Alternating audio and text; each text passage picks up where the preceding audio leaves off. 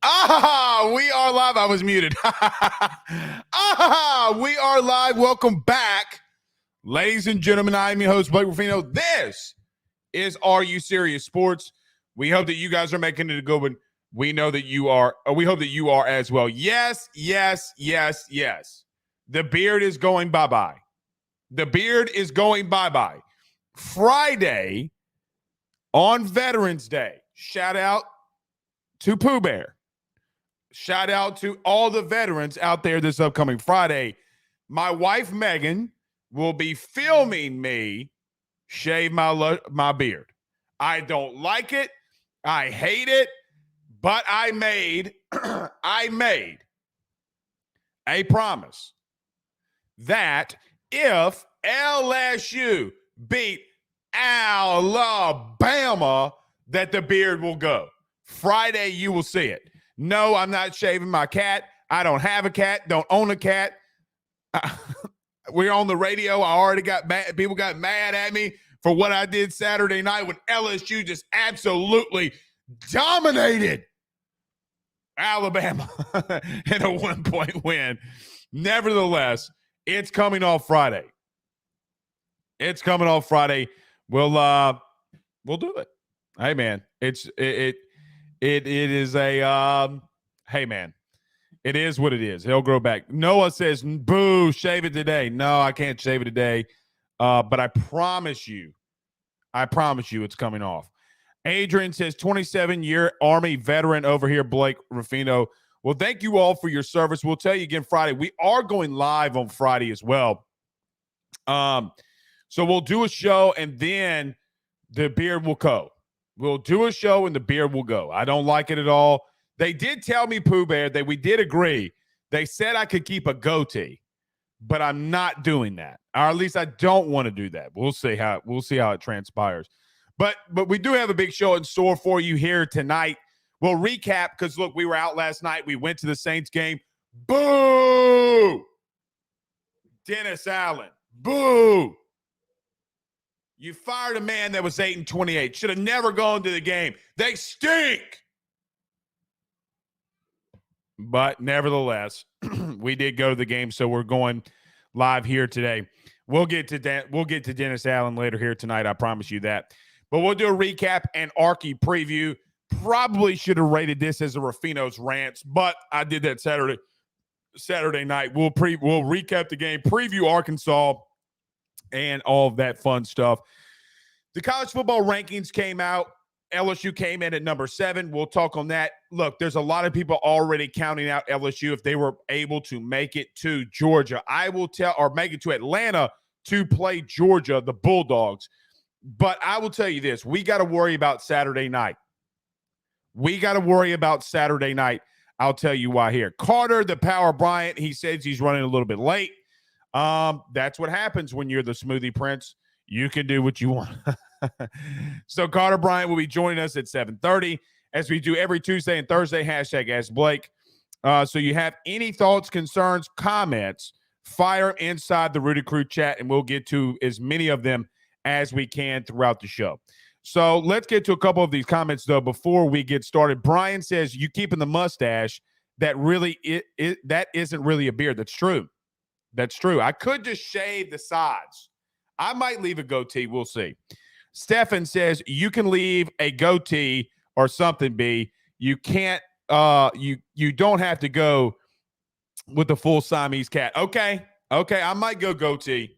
If you guys say, if you're okay with that, I'll go goatee. Derek says 8 years Louisiana Army National Guard here. Thank you so much. If you look, Pooh, if you see something like this, start. We'll bring it up. If you're a veteran, we'll start. we'll give you a shout out. But thank you all. How are you going to ruin me like that?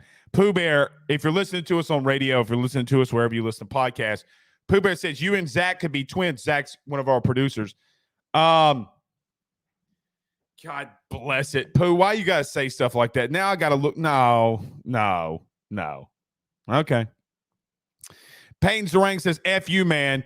Chew that thing, Blake. Okay. Fu man that chew, like he says. Fu man that chew. Excuse me. I might do that. We might do that. We'll see. But it's coming off. I promise you, it's coming off. Chris English says 9 years in the Army. Thank you so much, Chris, for your service. We'll do, man. I mean, there's so many people that served in our armed forces, man. Thank y'all so much. Jared says, shave it all with his STTDB shirt on. Father Abear says 6 years armed forces or Air Force.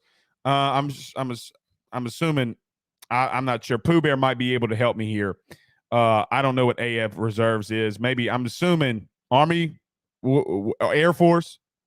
Okay, Air Force reserves. Thank you so much, Father. I got to say this too. Darren, y'all want to hear something funny? Let me tell you something very funny.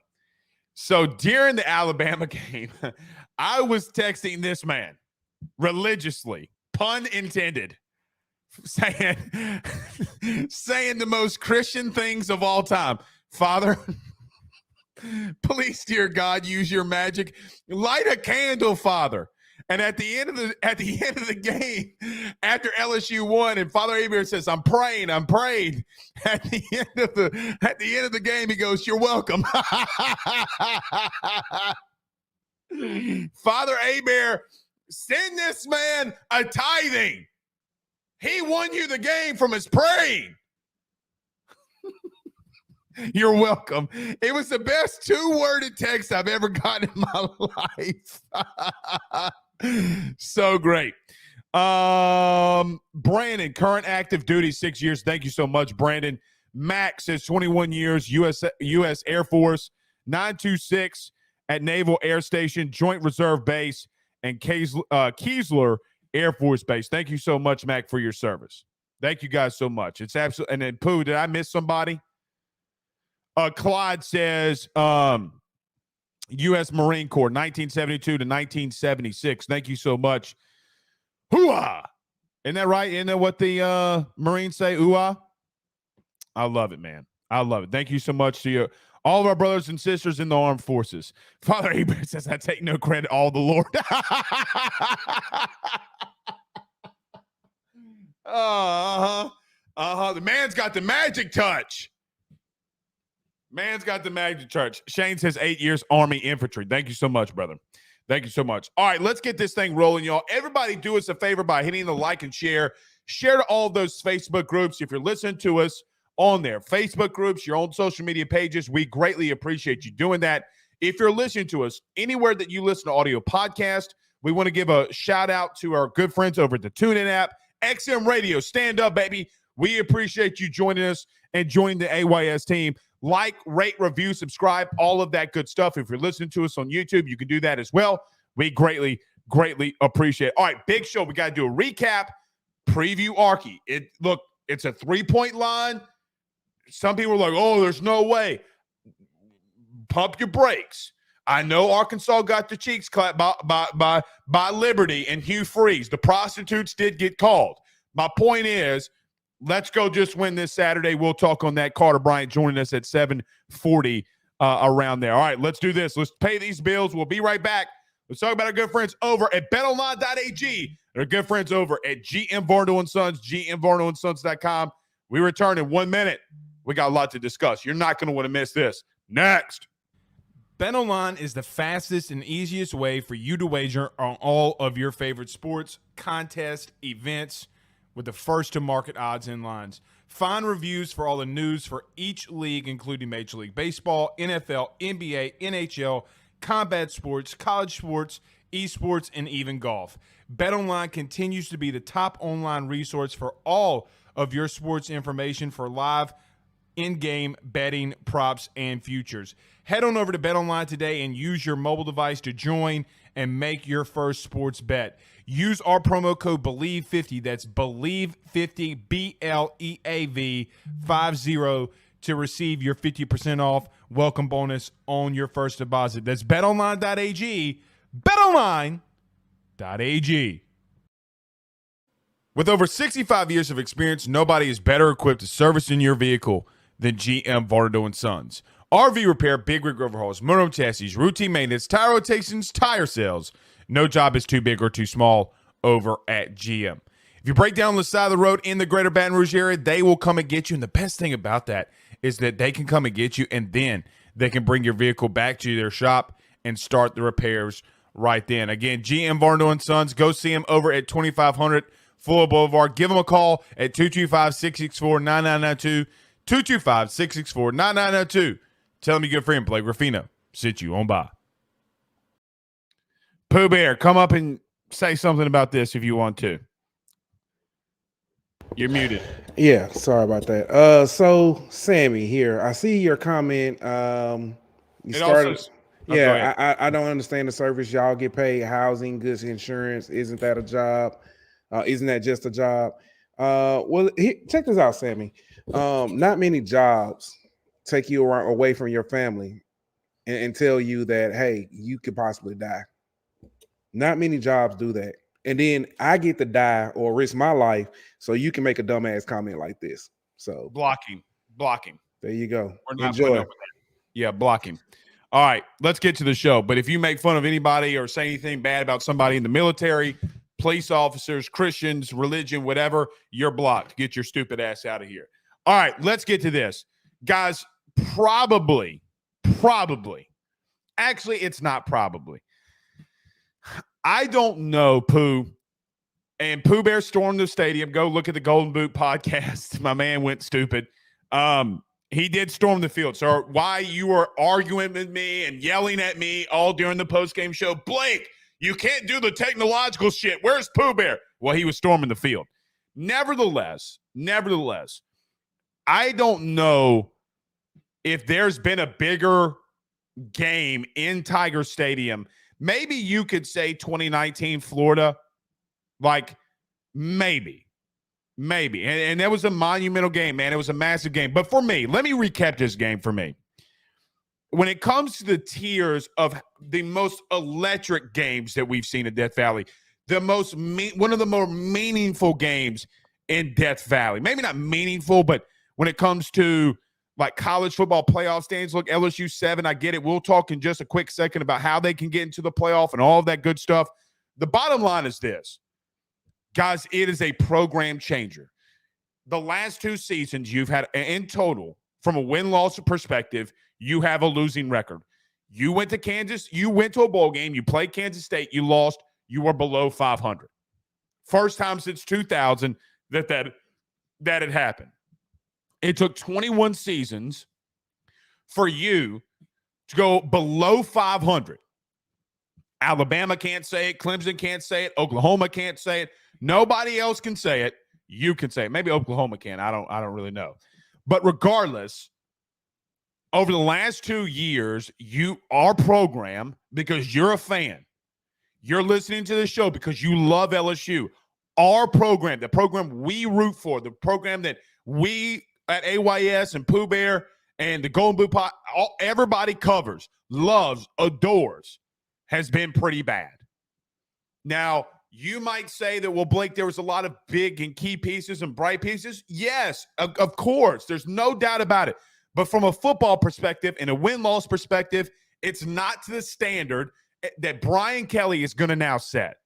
It is a monumental win. It's a program-changing win. That's what some people call it, program-changing. I said on this day, 5 weeks ago, on a Tuesday, that if Brian Kelly were to beat in Alabama, and I made the bet, I went back and watched the show. I went back and made the bet that if LSU beats Alabama, I'd shave my beard. That it's not necessarily a program-changing win. It's a ship moving. LSU was veering off a path. They were veering off the path, and they got pretty far. But like the good book says, like the Bible says, the prodigal son's now returning. Now you're getting back to where you need to be. So many people asked the simple question, why do you go out and spend $90 million guaranteed on Brian Kelly? Do you know why now? A lot of people ridiculed Jane Daniels, your quarterback. Look how he's doing now. Guys, he's going to be in the top 6 of Heisman voting if it were to be done today. I'm going to shave the beard, Jacob. Calm down. Well, they told me I could leave a goatee. We might do that. But it's a program changing, not a program, or not a program changing. It is a program shifting, not a program changing. Because when you get to 4 national titles in 20 years, you win 3 of them. You've been to the big dance. You've seen what happens here. And I'll tell you this, the number one thing for me is this. Brian Kelly doesn't have his full army yet. He doesn't have his full set of guys. Guys, you have 64 scholarship dudes. 64 scholarship dudes that are on this roster. They're not even full. You're almost to a point where you could field an entire offense and defensive team with the amount of scholarships you have left to go get. And you beat Alabama. Now, a lot of people are now saying that Alabama's overrated. Guys, no, they're not. They're still 7-2. They're still got Bryce Young. They still have Nick Saban. They're a really good program. But to get into this game, to talk about what we saw Saturday night in Death Valley, Brian Kelly had probably the best call in a football game that I'd seen at LSU in a long time. That includes 2019. You know, the 3rd and 17 was monumental against Texas. The plays that you had against Clemson in the national title game, Joe Burrow's run against Alabama, sure. But we had never been in a situation where we're up against Alabama, maybe since 2012, that we were going up against Alabama in overtime, and you run a 2-point conversion to win the football game. Do you understand what just happened? So to all the people, when we made the Ruffino's rants about Stephen A. Smith and all of these people about how, oh, nobody likes Brian Kelly, the fans don't like him, the team doesn't like him, the administration doesn't like him, don't listen to stuff like that. I talked to a handful of players, about 10 players, from starting Sunday morning until we did the episode today. And all of them said the same thing, relatively. Blake, he put it in our hands. He trusted us to go out there and win the football game, and we did it. Not only is Brian Kelly winning over a fan base, if he hadn't done so already, an administration, a president that's new, a AD that's relatively new, only been here a couple of years, who's from here, but is now just 2 years into or 3 years into his tenure. Brian Kelly did something that not a lot of coaches do. Guys, for the first time since 2010, you beat Alabama on your home turf. And everybody wants to make the comparison. What's the biggest win? Clemson getting beat by Notre Dame or LSU beating Alabama? It's LSU beating Alabama, and you could say I'm biased, but it's by a long shot. Brian Kelly, now I was in that meeting room when Brian Kelly first got announced as LSU's head coach. I was in that meeting room when he got announced. And in that meeting room, he said one thing and one thing only that stood out to me, that I knew that he really wanted to be here. I came here because I wanted to beat Nick Saban. And he knew, to everybody that laughed at him, to everybody that scoffed at him for coming here, he knew that he did not have the talent, or probably couldn't get the talent to Notre Dame, whether Marcus Freeman can or not, that he could not get the talent to Notre Dame that could be here at LSU. And guys, by the way, we'll do a recruiting update in a couple of days, in a couple of episodes. They're killing it in recruiting. They're absolutely killing it in recruiting. So the bottom line is this. We can break this game down all we want. We're about to. But you cannot take away the magnitude of what Brian Kelly and this team did Saturday. Now, let's talk about it. Guys, I said it Saturday night. I'll repeat it. There was not a better offensive player on the field during that game Saturday night better than Jaden Daniels. Now, you could say, well, Bryce Young won a Heisman last year. Well, Bryce Young also went 25 of 51. He didn't even get to 50% completion percentage. He didn't. He threw an interception. Jane Daniels, when you needed him the most, capitalized every single time. So when I told you in the beginning of the season, I'm okay if Jane Daniels misses a pass, that maybe he should have let go, because later in the game, he's going to take off and he's going to get you 20 yards, and it's going to legitimately change the entire game. You are never out of a game with Jane Daniels as your quarterback. That's going to happen if you beat Arkansas this upcoming weekend. It's going to be the same when you go to Atlanta in a couple of weeks. Atlanta looks invincible. They look like they can't be beat. A lot of people believe that Georgia can't be beat. Some may be right here, but any team on any given Saturday can be beat. And I promise you this, as God is my witness. If LSU runs the table for these next 3 games, they beat Arkansas, they beat UAB, they beat Texas A&M, and they go to Hotlanta, and they beat Georgia, they're going to the playoff. What seed they're going to be, I have no idea. But everybody, whether it be in the offseason or whether it be this year, continuously casts out LSU. But there's one thing that the committee tonight doesn't see. There's one thing that a lot of people don't see when they watch LSU. Guys, this team's getting better. From week 1, when they played number 23 in the country, Florida State, they have gotten so much better. They've never stopped fighting to get where they're at. The Tennessee game, yeah, I see what the final score was. I saw what the final score was. The game was a lot closer than some people give it credit to. I bet you good and goddamn well that they don't want to play LSU again, and they're not going to. This team's getting a lot better because now you see guys like Harold Perkins doing what he's doing. Guys, Harold Perkins was the best defensive player on the field Saturday night. It wasn't Will Anderson. It wasn't Dallas Turner. It wasn't anybody else. It was simply Harold Perkins. Harold Perkins is him. And when everybody used to scoff at during the offseason, when they said Brian Kelly couldn't recruit, well, he hit on the best recruit humanly possible in that time frame. And he won. He beat Alabama. He found a way. And see, what's so interesting here,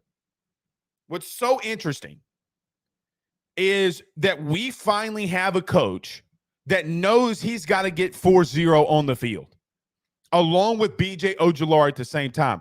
Guys, here's the truth.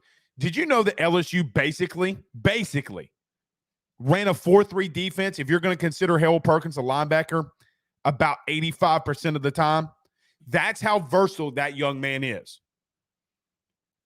Now, does Harold Perkins need to do some things better when you watch the film? Yes, and Brian Kelly alluded to that.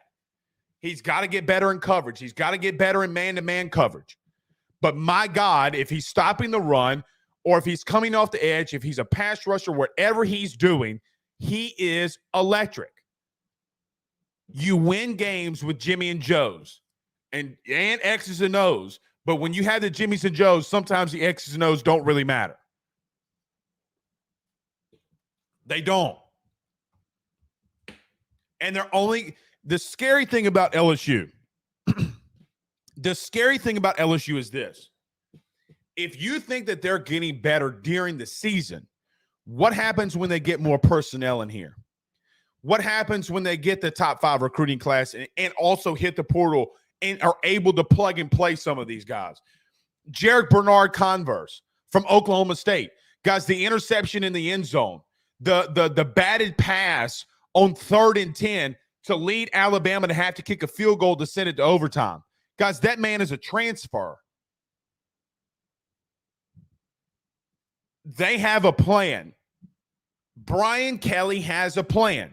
So when next season comes and this team looks like, and you're like, damn, man, we got so much depth in so many positions, it's going to be deadly. Last thing I'm going to say about this, I want to get to this Arkansas game. Guys, you're seeing, I'm going to call it right now, as 700 of you in total, whether live stream, radio, whatever it may be, are listening to this show. I promise you this. LSU is building something absolutely deadly. Now, they're going to lose games along the way. They're going to lose a game maybe they shouldn't have. A lot of teams do. Clemson just did it. Alabama just did it. Georgia's done it. Guys, 2 or 3 years ago, Georgia lost to South Carolina at home. It's going to happen. There will be days where it's rough. But holistically, Brian Kelly, I've told you this. If I told you once, I've told you 1,000 times. It's here for 3 things. Number 1, he wanted to beat Nick Saban. Well, check mark. And I guarantee he wants to do it more. Number 2, he wants not a national title. He didn't come here for a national title. And if you ever listen to Brian Kelly, he never says national title as a singular thing. He said, I come here to win national titles, plural. Why?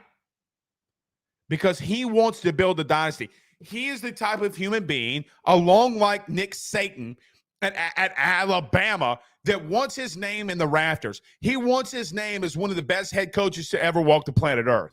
And guys, LSU provides him that. If Brian Kelly, and he's doing this because we talk about this offensive line that he's rebuilding as an example. We talk about the 2 freshman bookends. We talk about Will Campbell. We talk about Emory Jones. Guys, the best offensive lineman this past Saturday night wore 7-0. The true freshman last year, the freshman All-American at Florida International, absolutely mauled dudes that wore the crimson of Alabama. Mauled them. They're dirty up front. Did Will Campbell and Emory Jones get beat sometimes? Yes. But they held their own. That was the key to victory. If those 2 bookends could hold their own, you would win. That's not the only freshman that's scattered along this team as freshmen that are making big-time waves. The guy that caught the game-winning 2-point conversion, Mason Taylor's along with him. Beginning of the season, we were sitting here wondering, what's Brian Kelly seeing Mason Taylor? Well, we saw it because it started here. It started with this picture right here. Guys, look at this. If you can't see it, it's a picture of Mason Taylor's catch into double coverage over Elias Ricks. Look at this. Not only is he going up for the ball with 2 hands and coming down with it, the person snapping the photo, he's looking at him dead in the lens. Iconic. Monumental. A freshman. So when everybody tells you that LSU's not back, you laugh in their face and say, bitch, I'm from Louisiana. We call it that boot. All right, Pooh Bear, we got any super chats, any comments worthy up in here? I think I saw a super chat. We'll get into some Arkansas. Carter the Power Bryant joining us in 10 minutes. Cody McGee says Tiger Stadium caused an earthquake 3 times in Tiger Stadium's history. 1988 when Auburn got beat. 2022, Garth Brooks. I was there, and it was deafening. Absolutely deafening. When he played Calling Baton Rouge and Tiger Stadium 2022 again when we beat Alabama. Yeah, it was Jane Daniels, if I'm not mistaken. It was Jane Daniels' run. LSU did it twice, guys, on Saturday. The seismic graph got reprinted, I was told and saw. It got reprinted on Jane Daniels' 25-yard TD run. It did it. And then when Mason Taylor scored the 2-point conversion. And thank you, Cody, for the $9.99 super chat. It's unreal, man. It's unreal. The environment that we produce. And listen, you cannot keep your foot off the gas when you go into this game on Saturday. You cannot. I get it's at 11 a.m. I get it's going to be cold as a witch's titty. I get that there's a lot of things going up against you. I get that you just played Alabama. I get it was a tough game. But, guys, you know what's crazy? You can't convince me that this LSU team is not going to look. Is going to look past Arkansas because of your head coach. They're not going to do it. And I honestly felt like, and I think I tweeted this out. I don't remember a team when we got in the fourth quarter, like an LSU team, when we got in the fourth quarter, guys, they could have played a whole nother quarter. Look how fresh they were. They were fresh. They were ready to go. Jacob Flint has these guys ready to go. But in talking about Arkansas, you can't look past them. I get that they beat Liberty. They got beat by Liberty. I get it.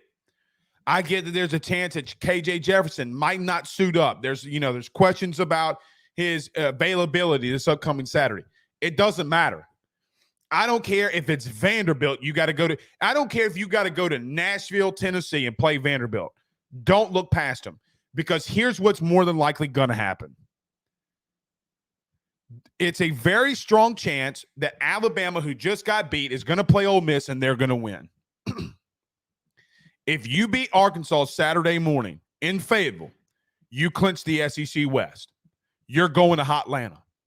Because it doesn't matter what you do against Texas A&M. Now you need to go out there and win that game because you got a whole bunch to play for. But now, guys, LSU has so much that they have to play for now.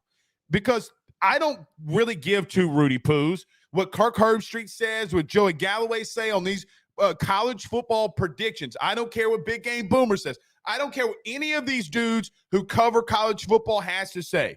If LSU takes care of business, let's just get to Atlanta. Focus on what you have to focus on. Because the truth is, Arkansas doesn't have your depth. They don't have the better. Look, let me say this.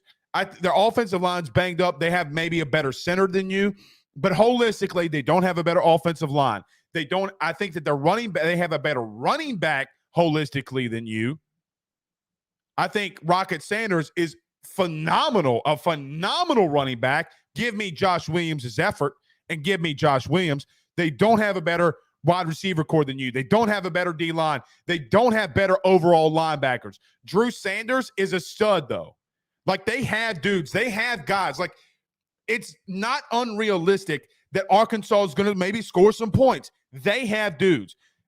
Drew Sanders, the All-American linebacker at Arkansas, leads the SEC in sacks. He plays middle linebacker, guys. 7.5 sacks. And if I'm not mistaken, I think he's close to like 74, 75 total tackles on the season. They have dudes. What I'm telling you is they don't have enough dudes to even be on the same field as you. They don't. I wanted to bring this up too. Hold on. All right, so we can start getting peppered because so many people are just joining late. Like Blake says, ask Blake, why do I still see a beard? We're doing it Friday. I should have announced it. I didn't. My wife, Megan's going to film it. They told me I should look like this. This is what they told me I should look like. Zach has no idea that he's on the monitor right now in a jean jacket. You look like Denim Dan up in this thing. But this is what they told me I could look like. Okay? So we're doing it Friday. We're filming it. I promise you. And the Crying Belly who is the most negative human being on social media, I might add, outside of Big Game Boomer, says Blake better shave that beard all the way, clean shave. Yeah. Crying, you can't grow pubic hair, much less facial hair. So I'm going to do what I want to do. All right, guys. It's just a joke. Calm down. It's coming down. I promise you. I wanted to film it. We can't do it in the studio. I was told I can't do it in the studio. So, yeah. Pooh Bear says, jean jacket. Is Zach a preacher or a Florida fan? Ooh. Zach, do you have a rebuttal here? I had to look nice tonight. And so you wore a jean jacket? Well, when your sister buys you a nice jacket, you wear it. Even if you're not really a big fan of the jean jacket, you still wear it because you want to be nice for your sister, So, anyways. Zach, would I look okay with a goatee? I think it looked interesting. I think you look pretty good. I'm interested to see it. Okay. But they love it. Pooh Bear says Texas tuxedo jacket. I actually like a good jean jacket. I like a good button up underneath, All right. Look, Carrie, I get it. Y'all stop with this. Stop throwing this in there. I don't care. Red wave, blue wave, purple wave, orange wave, green wave. I don't really care. Tulane going to win a natty. I don't care. Just don't put this in here. Don't make this a political podcast. It's not a political podcast. Don't bring your politics into this bitch. Sorry, XM. They got, man, I went stupid. But I think they're okay with that. I think they weren't okay with the 75 F-bombs I dropped in 5 minutes on Saturday night. Anywho, getting back to the real topic. Getting back to the real and ultimate topic. You can't look past Arkansas, man. They got dudes. And look, the ultimate thing is this. They don't have a better quarterback than you do. Yes, I said it. KJ Jefferson right now is not better than Jaden Daniels. Guys, he makes your team so damn tough to stop. Over the last three games, this offense has done monumental things, especially on the ground. And it starts with number 5. Everything that he's doing, even throwing the football down the field, guys, he could have had 200. He should have had 250 passing yards to go along with close to the 100 rushing yards that he had. Pass interferences from Eli Ricks. The biggest adjustment of the game, let's call it what it is, offensively, was attacking Eli Ricks when you saw Malik Neighbors moss him along the sideline. Monumental, man. Absolutely monumental. But since the Florida game, LSU is averaging 40.66 points per game, 40.67. They're dominating offensively. I promise you this. If LSU can find a way, now it's a very tough, it's a long shot because Georgia's defense is really good. But this offense is scoring the last 3 weeks 40, let's round up, 41 points a game. Dominating. And the truth is, they're dominating up front. And Jaden Daniels, if you did a blind resume today, would be in the top 6 of Heisman Trophy candidates. Because who would be there? Who are you going to say is playing better than him at the current moment? Very interesting. All right, 2 minutes. We're getting to the power. The only real true power outside of Jesus is Carter the power. And all of you people at LSU need to know that. I don't know what's going on here, but somebody said, hand, this is the last warning, chill out. I don't know what's going on here, but if we're talking politics, please stop. I don't know what's going on, but please stop. Cody McGee sends a $499 super chat. He says, Blake, why is the SEC only conference that fines schools for storming the field? That's a good question that I do not have the answer to. He says they need to do away with that policy. Do you agree? No, I actually don't agree with that. Because, look, here's the truth. And you're not going to like me saying that. Fans love doing it, and I understand it. Like, I don't have a problem with you doing it. But there's a lot of things that can go wrong. So, no, I don't, I don't. Pooh Bear, Zach, can you do me a favor? Can we? Yeah, I don't know what's going on there neither. But somebody needs to leave.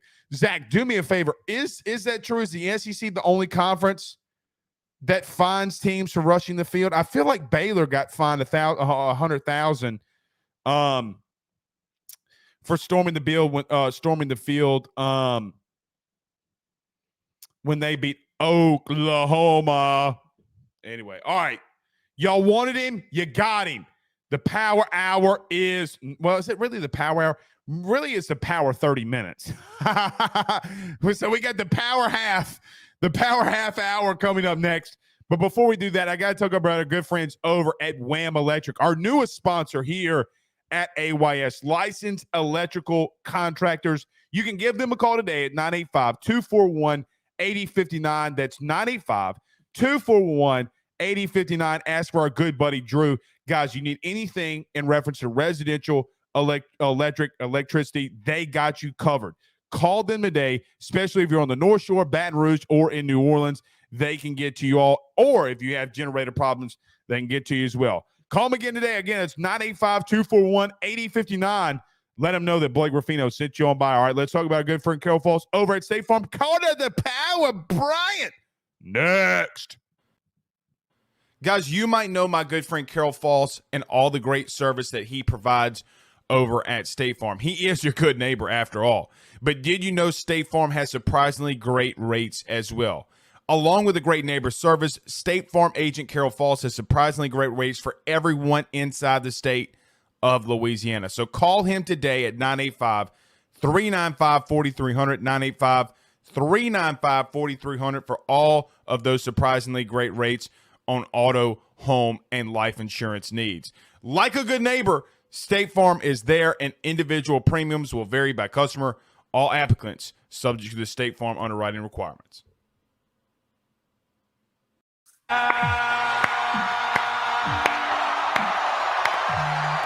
The man who said it couldn't be done. Couldn't. I'm just joking. You said they could do it. Carter, I got to ask you, when LSU clapped those crimson cheeks on Saturday night, how lit was the power hour? I was next level. And, Blake, doing what we do, we don't get to actually go to games that often. And I was very lucky to have a viewer, FACP Monitoring, send me a message late Friday and said, hey, I want to treat you to tickets to go to the game.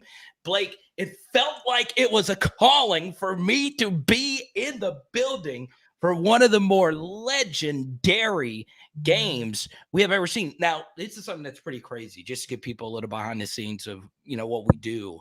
My numbers haven't been that high since the Brian Kelly hire, and obviously yours exceeded that.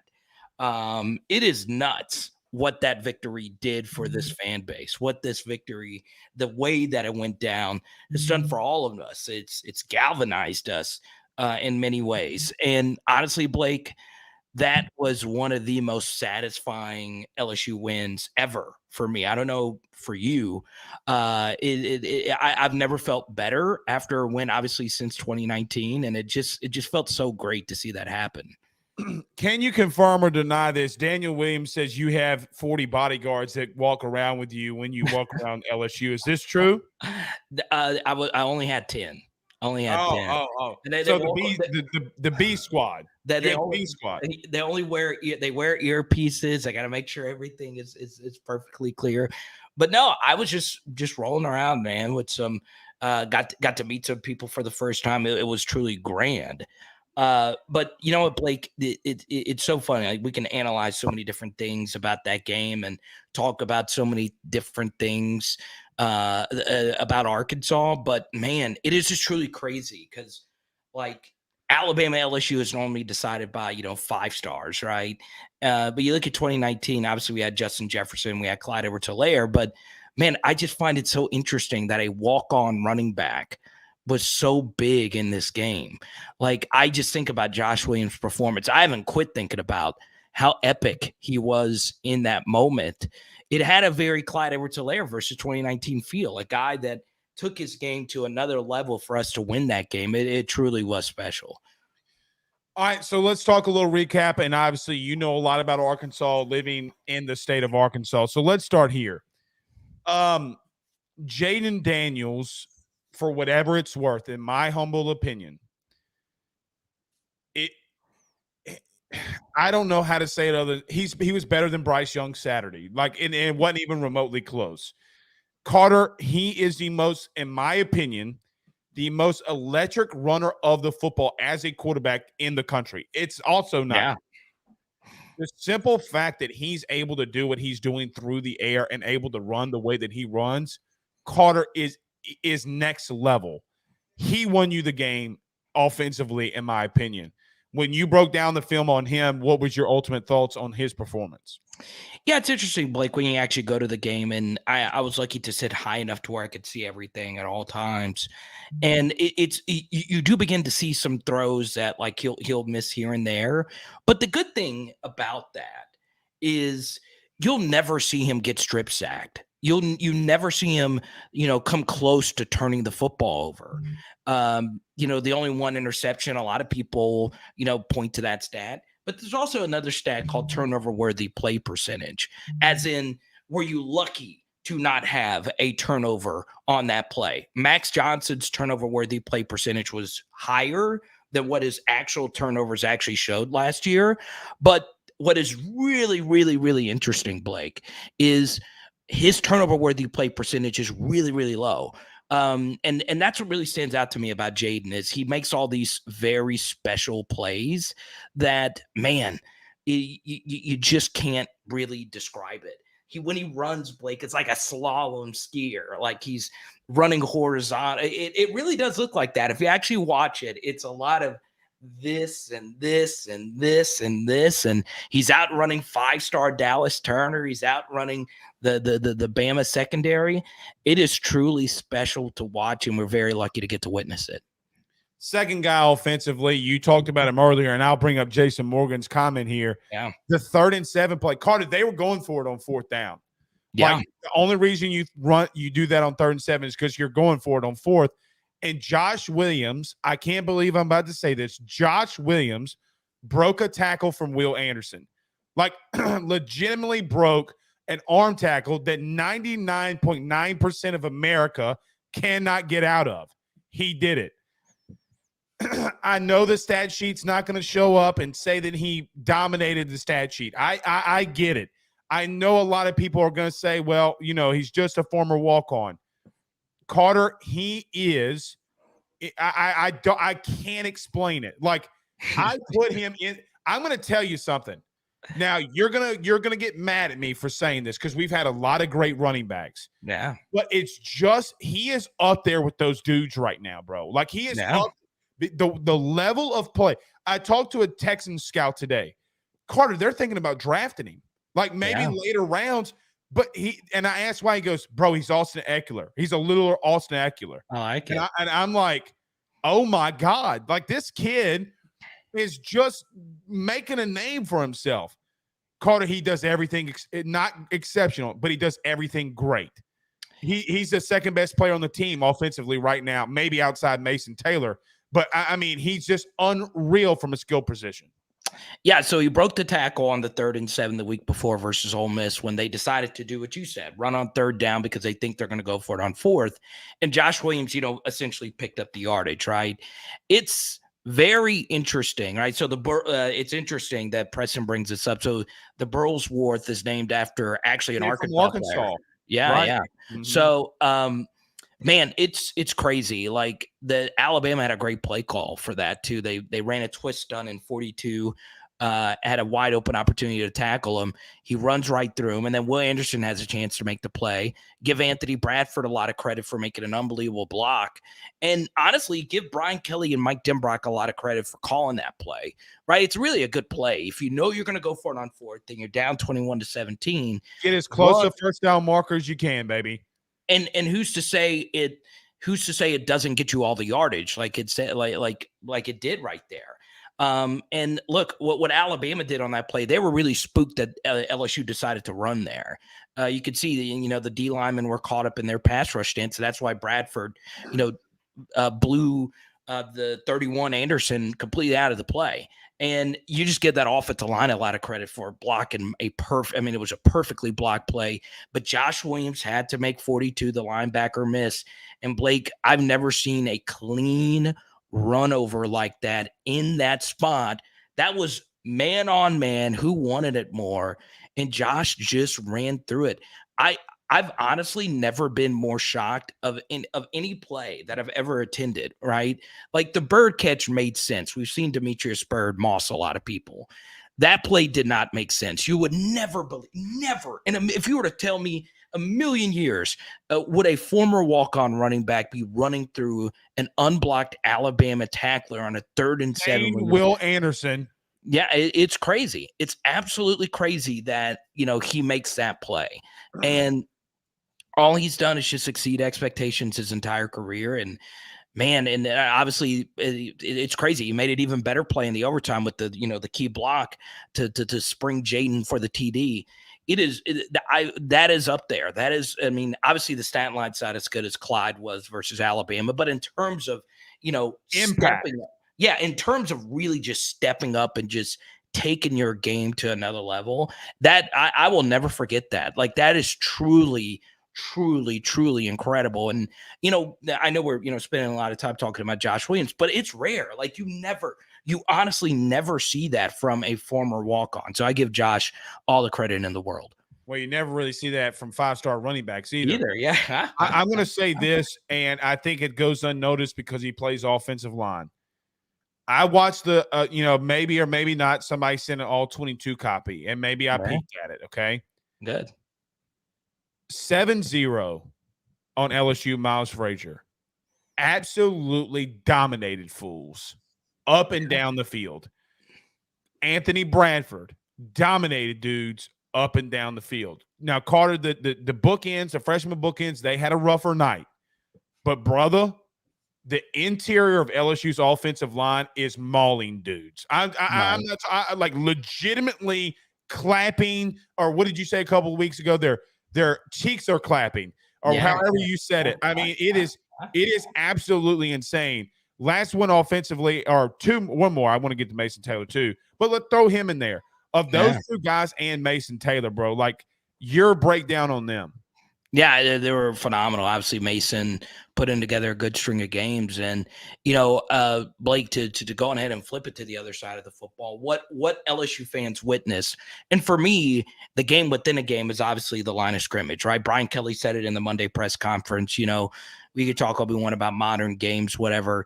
The games are won and lost at the line of scrimmage. Okay, now what I will bring up is, man, this, and Blake, this was truly, to me, the biggest change from where LSU was last year. What's up, Ben? Good to see you. This will give people chills, okay? So last year, LSU really had issues with bull rushes on their offensive line. No doubt. All of them did. All of it, yes. And in particular, obviously, the center, okay? To me, the biggest change and the biggest juxtaposition from where LSU was last year to where they are now is, and Blake, this was the one thing that stood out to me the most versus Alabama last year. And I got to shout out Danny, one of my really good friends. She always pointed out how bad our center would get blocked into the backfield, right? This year, it has been the opposite. This year, it has been LSU blowing the interior offensive line on the other team back into the backfield. So give, obviously, the middle of the offensive line, Charles Turner, Miles Frazier, Anthony Bradford, a lot of credit. But the opposite of that is also true. LSU's been getting that out of their defensive tackles. Wingo and Jaquelin Roy blowing the Alabama center into the backfield was so massive in this game. And obviously, it has been the most undertold story from this game. Jaquelin Roy and Mekhi Wingo were just pushing the Alabama. You rarely see that. And Wingo and Roy deserve a lot of credit for what they did defensively. So I do want to get to Mason Taylor very quickly before we flip very quickly. Yeah. Carter, and here's the thing about Mason Taylor. Brother, he was built for it. Like, I'm there. Because the way that he blocked – look, Josh Williams' block on the Jaden Daniels run is going to live in infamy. People forget about Mason Taylor sealing that edge, right? Like, and so massive. And even Brian Thomas just getting a pancake on Eli Ricks was phenomenal. But, brother, like this picture that we started the show with. Let's see it. Like, even this. Like, he's looking the camera in the face, mossing Eli Ricks in the end zone. Okay, like this, it's just absolutely unreal how good this young man's been. Carter, just speak on it, man. Like, I mean, he's only going to get better. And I'm going to tell you this. If you do play Georgia, he would be a key piece in beating them because he's going to have to set the middle of the field for you to attack him. Yeah, and he went up against Jordan Battle a lot, and I love Jordan Battle for Alabama. He's been a really good player for them, and making that catch, and then obviously the game winner. That was the game winner was a lot harder than he gets credit for. It looks very easy, catch the football, fall into the end zone. It's not, right? And that play is designed. It's going to 86. A true freshman 3-star is going to decide the game for you. And he ran the play to perfection, Blake. And, his blocking has gotten better. This is a guy who honestly had some really rough games, right? Mississippi State game was rough. The Auburn game was rough. And he's grown. And I've been really, really, really impressed with how he's looked. So shout out to number 86, Mason Taylor. I freaking love that man. I just do. God bless. We got ranch water in the house. Gotta love it. She needs to come in every live stream because we're winning every time she. All right, bring her in here. Hey, is LSU beating Arkansas? Yes or no? No comment. She said no comment. So there you go. She has the I voted patch on. I see it. I see it. I voted. It did the Democratic duty today, man. It was great. But one more thing on Mason Taylor. Come easy, baby. I can't say enough how much pressure that is, right? Because it goes back to Brian Kelly last year, right? The decision to go for 2 in the win, to call the play that he did, and honestly, he took Kayshawn off the field to run that play. I think people don't imagine how very rudely interrupted. Did you see Kayshawn go up to Mason Taylor? Oh, it's crazy. I did. It's crazy. Not in here. I couldn't. But did you see him go up to Mason Taylor and like you see it in the TV copy when I went back and watched it? He grabs him, says something in his ear, and then they run out there because you could see his eyes are big. Right. He's like, and then they asked him at the end of the game. He's like, "What were you thinking about the last play?" And Mason Taylor said, "I'm not going to lie, my heart went into my stomach." Right. And that is the small stuff from Kayshawn Boutte that you don't teach. Right. Yeah. And honestly, I do want to give Kayshawn some credit. He was phenomenal. Right. The play, the Eli Ricks play when he goes back in the middle of the field when Jaden's running for his damn life, you don't teach that either. He's playing at a high level. The stats don't say it, but he's also playing at a high level. I do want to get your thoughts on this, okay? I don't think Will Anderson was the best defensive player on the field Saturday night. I think that goes to Harold Perkins. Brother, we have he's not a freshman All-American, Carter. He's an All-American. You can't convince me otherwise. I mean, obviously there are some defensive players that are really good, right? Like Jalen Carter deserves a lot of credit for what he's done with Georgia, playing through a lot of injuries. But honestly, there's nobody playing. I keep up with most of the SEC. It's hard to watch every single game of every single snap. Harold's the best defensive player in this conference, and he's changed the most of anything. We're 2-0 in games where he's featured. We're in games he's not featured. We're 0-2. In games where he is on the field, we're undefeated. It's just that simple. And I'm not saying he is the only reason why we're winning all these games. Obviously, Jarek had a heroic game.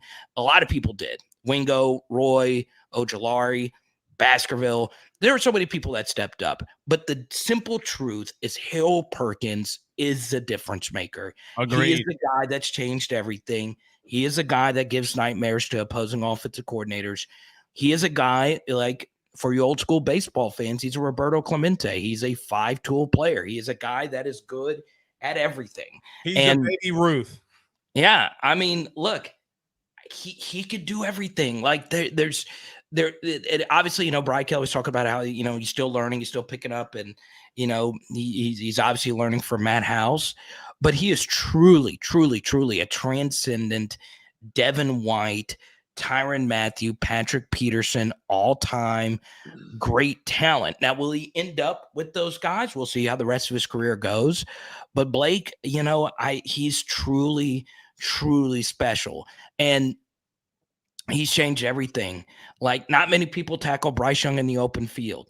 Honestly, you look at the game-winning, or what should have been the game-winning Bryce Young play, thanks to Josh Williams and Mason and Jaden, it wasn't. He got held. It was a bad holding miss. He would have brought down that would have been his big moment. He didn't get his big moment because he was held by Tyler Steen. I've never seen anything like this. Like, this is starting to reach into like the Patrick Petersons, Tyrann Mathieu, Derek Stingley, all-time great true freshman seasons, if not better, because he is legitimately going out there and winning us these games for all the different things he is doing to opposing offenses. It's every week. He's one of the best players in the sport right now. And we are very lucky to get and witness this. If he was on another team, I would still have my mind blown. But he is on our freaking team. It is unfreaking believable. And it goes to show you how important these recruiting battles are, right? And we could talk about the 3 stars all we want, but you got to get those 5 stars as well, because, man, they really do move the needle. I'm not going to go there. I'm not going to go there with Harold yet. We'll have to wait and see. Carter, they ran a 4-3 defense against Alabama spread attack, and they won because they still had Greg Penn on the field. They still had Basketball on the field, and they still had Harold Perkins on the field.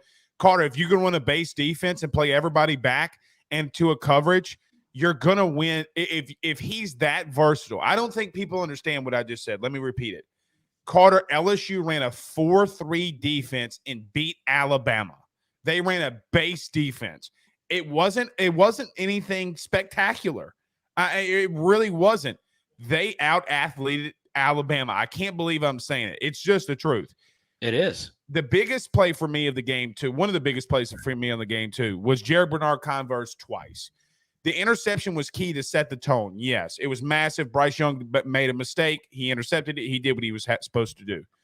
The biggest play to me of the game defensively, and I know it comes late, when Branch caught the ball, the back shoulder throw from Bryce Young, and Jared Bernard-Converse didn't give up on the play and batted the ball out when it was a 3rd and 10 and they kick a field goal and they had 26 seconds left. Carter, I can't emphasize we don't make that play last year. Like, we don't have the fight to make that play last year because people would be pouting. Jared Bernard-Converse, for what it's worth, over the last 3 weeks since Florida, he got beat once. Okay, fine, sounds good for a long pass. But ever since then, Carter, he's kind of been a little bit locked down. The PFF grade on him has been absolutely insane. He's kind of been stepping up a lot. Yeah, and he's a veteran, right? And, man, there's so many experienced players in that LSU secondary that's seen a lot of football.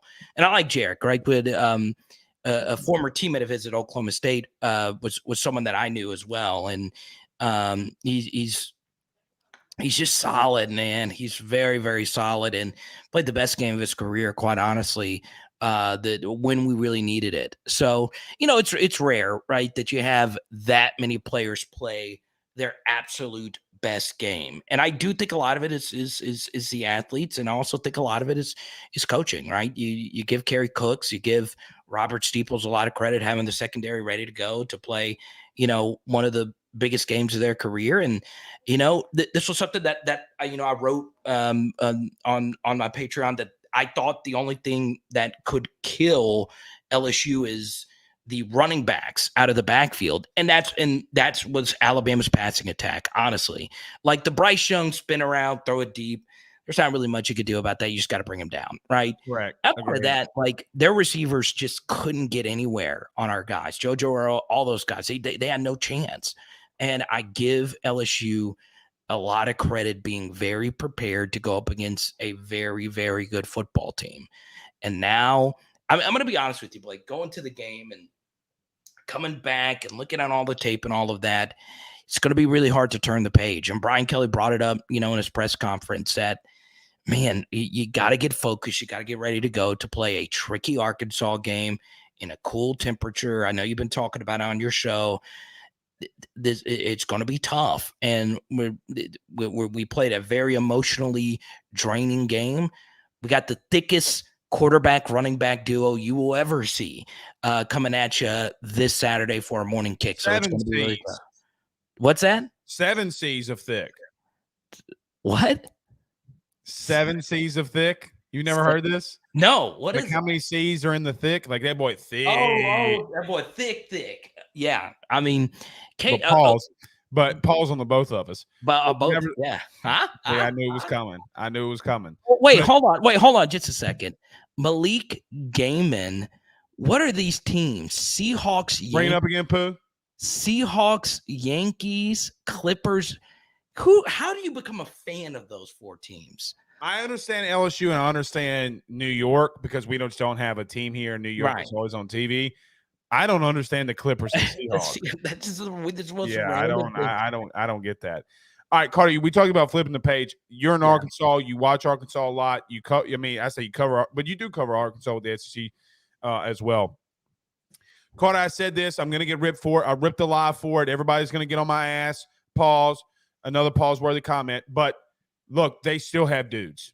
Okay, they still have really talented dudes. And like you mentioned, you can't go out there flat against them and think that you're just going to walk all over them. Drew Sanders is playing really well. A former LSU player, Dwight McLaughlin's playing really well. Carter, I'm not saying we're going to lose. I don't think we're going to lose. But you can't just be snoozing just because Arkansas lost to Liberty last week. They have 2 really talented coordinators. Been a little bit of a down year for both of them in some spots, but offensively, Carter, they've struggled. Yeah, look, Barry Odom and Kendall Browns, they might be head coaches next year somewhere. They're good. They're really good coaches. Really well respected. Obviously, Odom was a really good coach at Missouri, but I mean, look, this game is going to be tough. They have a solid team. They're well coached. Sam Pittman's a really good coach. So it's going to be tough, right? But they're not really that great, right? Defensively, they have major issues.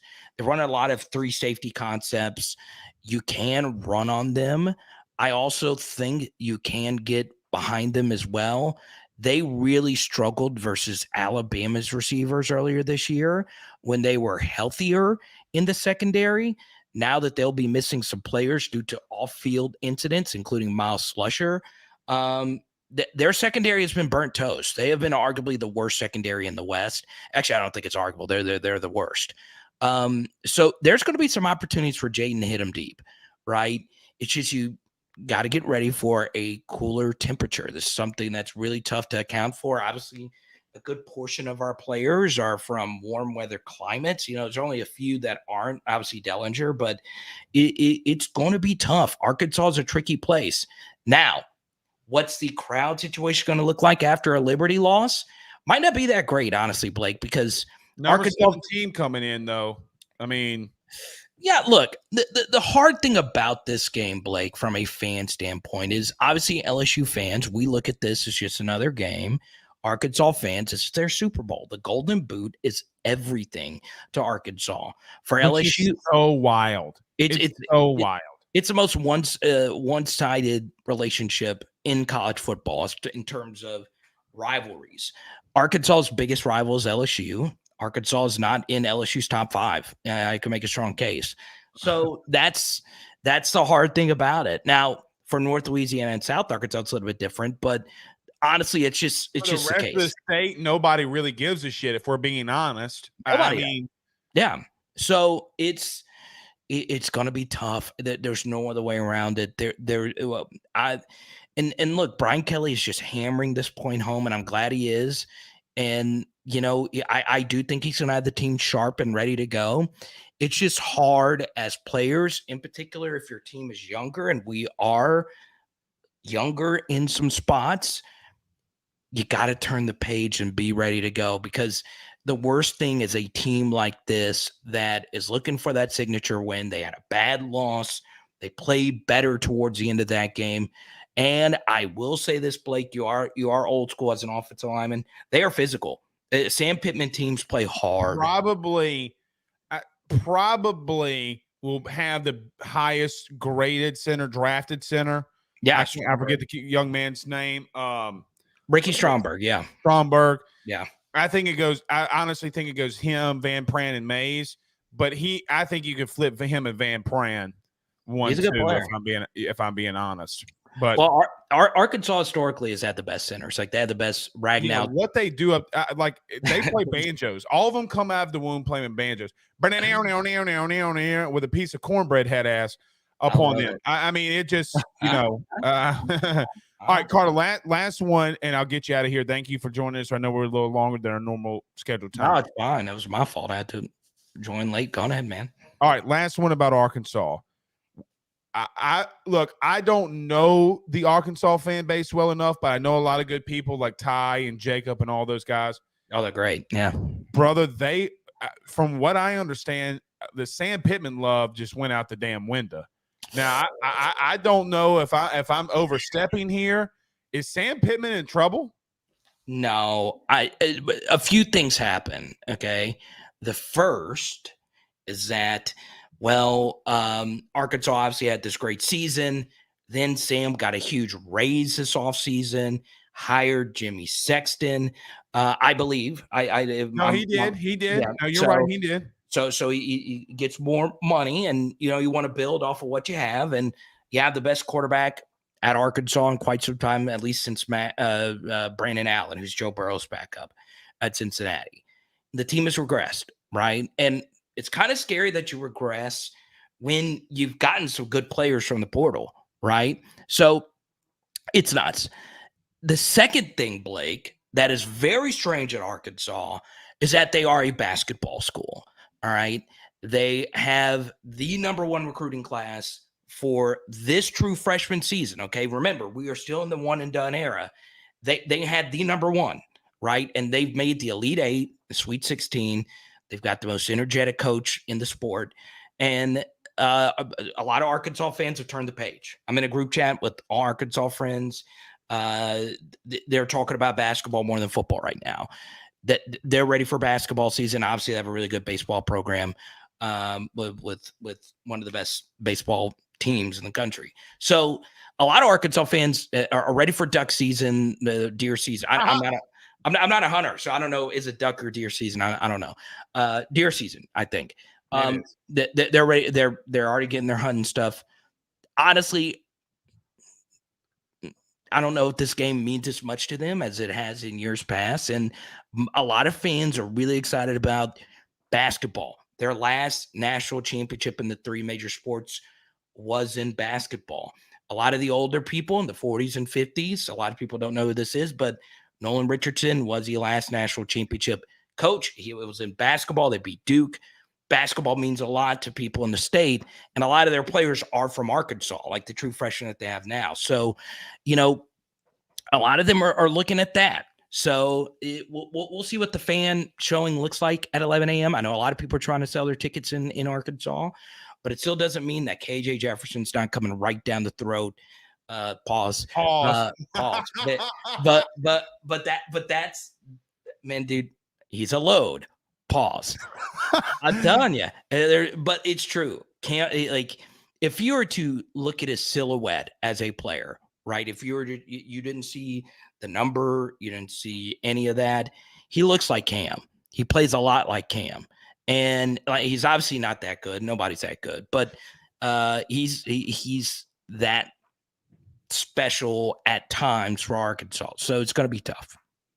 I think I'm going to go ahead and let you out since you said it's coming down your throat.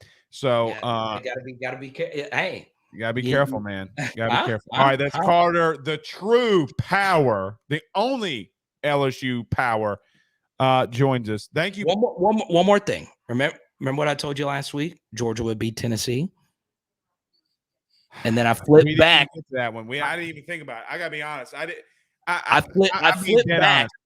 I flipped back to stick with my Tennessee prediction. I texted you, but I thought Georgia was going to win. Now, I still bet Tennessee because I'm an idiot. You always got to be careful betting against the dogs, man. They're special. That is a special. All right, let's get to that very quickly and we'll end it here. Can LSU be getting – because we'll get to this Tennessee, Georgia. I'll have to do something with you. Well, let's go to that. And do you think LSU can beat them? What did you see in that game? And can LSU beat them? Yeah, Blyco too with the super chat. Shout out to the Rustin Rifle, Scotty Thurman. That's a Peach City legend right there. Man, that's one of the best shooters in the history of the SEC. I love me some Scotty Thurman. But anyway, yes, they can beat Georgia. They can't just because Jaden is so unique, right? And obviously defensively, we have some pieces that are tough to scheme for. So yeah, a lot would have to go your way. Obviously, that game being played in Atlanta. Kirby is really freaking good at coaching. His staff is really freaking good just in general from top to bottom. So, yeah, it'd be really, really, really tough to beat them. But in that game, Georgia, I mean, Jalen Carter, that defensive line, they're really freaking good at football. So, yeah, I mean, they're the most complete team in the country. And, look, that game is probably for Coach of the Year in the SEC as well. That would be quite the win if LSU is able to win out and actually beat Georgia. I mean, this team is arguably as good as last year's Georgia team. And Stetson's playing at a high level. So I do think LSU can beat them, but the likelihood obviously is very low, especially that game being played in Atlanta. Okay. I'm right there with you. I lied. Could Stetson Bennett win a Heisman? I hope. I mean, I have so many like Stetson Bennett for Heisman takes just posted all over. It is crazy that you could have gotten that at plus 12,500. And of course, like I actually didn't place the wager. I told a friend to, and obviously he has a lot riding on that. It wouldn't shock me. And look, Heisman Trophy voters love a good story. I mean, that's one of the best stories in the history of college football, Stetson Bennett. So, voters love narratives, Blake. They do, and he's going to get a lot of votes. So we'll see what happens. Later, buddy. Later, bud. All right, that's Carter the Power Bryant. Guys, we'll go ahead and end it here. We went a little bit long, but we were out on Monday. So hope you enjoyed it. We'll see you again tomorrow. It's the LSU basketball season tip-off. So we'll be going at 6 o'clock tomorrow, 6 p.m. Stay tuned for that. Until then, we'll see y'all soon. Y'all have a good night. Peace out, Girl Scouts.